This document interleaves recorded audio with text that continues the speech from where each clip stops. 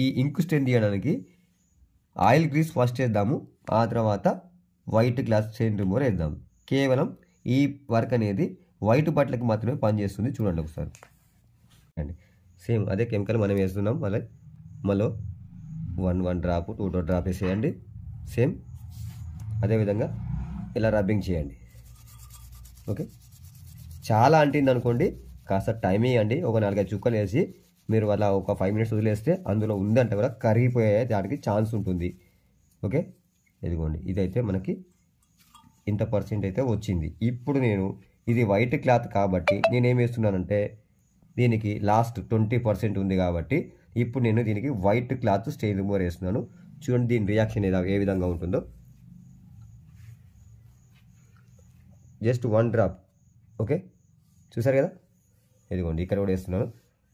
Just 1 drop. Okay, clean. ఇదిగోండి. Okay